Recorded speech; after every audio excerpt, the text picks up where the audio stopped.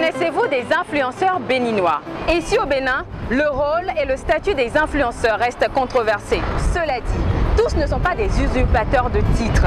La jeune béninoise Gaëlle Baguidi, encore connue sous le nom de La Testeuse, est photographe de formation et de profession, mais aussi grande amatrice de cuisine. Elle a décidé de partager avec ses abonnés ses découvertes culinaires en réalisant de petites vidéos de plats qu'elle déguste à l'aide de son téléphone portable. Et devinez quoi? La magie de son influence opère, comme ici, dans ce restaurant chez Tanti à Cotonou. Venez, je vous emmène à la rencontre de son gérant, Assad.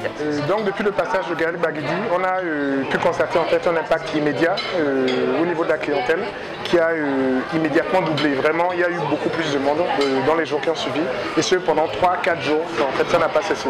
Entre brillance numérique et impact réel, entre commentaires superficiels et authenticité, le monde des influenceurs est en constante mutation et le saisir n'est pas toujours simple. Mais pour nous les jeunes, il représente une véritable opportunité et peut se transformer en une profession rentable et durable, à condition bien sûr d'être sérieux.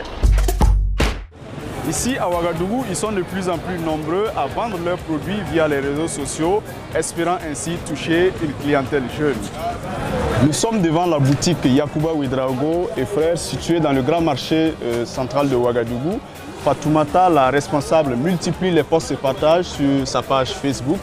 Et sa clientèle exigeante se renseigne par exemple sur la qualité du pain tissé. D'autres expriment leur intérêt et cherchent à savoir comment se faire livrer hors de la capitale. Et puis, il y a des entrepreneurs comme Yakou qui identifient les influenceurs ou les influenceuses qui font le buzz. Il leur offre ces pains tissés et en contrepartie, ces influenceurs lui font de la publicité en s'affichant avec ses tenues sur leur compte. Sur Facebook, on arrive à avoir des clients qui commandent même beaucoup. Mali, Burkina, Bénin, Niger. Oui, mais c'est difficile dès les premiers jours. Il faut beaucoup échanger pour qu'il ait la confiance de t'envoyer l'argent. Voilà une nouvelle forme de marketing qui prend actuellement de l'ampleur au Burkina Faso et qui commence à faire déjà ses preuves au-delà du seul domaine de la mode. Au Cameroun, on parle de N'Djansan. C'est un phénomène de la mode qui touche plus les femmes et même les jeunes filles. À Yaoundé où nous sommes, le phénomène de blanchiment de la peau va grandissant, surtout depuis que les réseaux sociaux s'en mêlent. Avoir une peau claire, c'est avoir du succès auprès des hommes et surtout bénéficier de leur largesse qui se résume très souvent au franc CFA. Pour mieux écouler leurs produits, les promoteurs ont accentué la communication sur les réseaux sociaux avec le recrutement d'influenceuses, toutes évidemment claires de peau. Leurs photos sont retouchées au maximum avec plusieurs filtres pour appâter toutes ces femmes qui rêvent d'avoir une peau plus claire.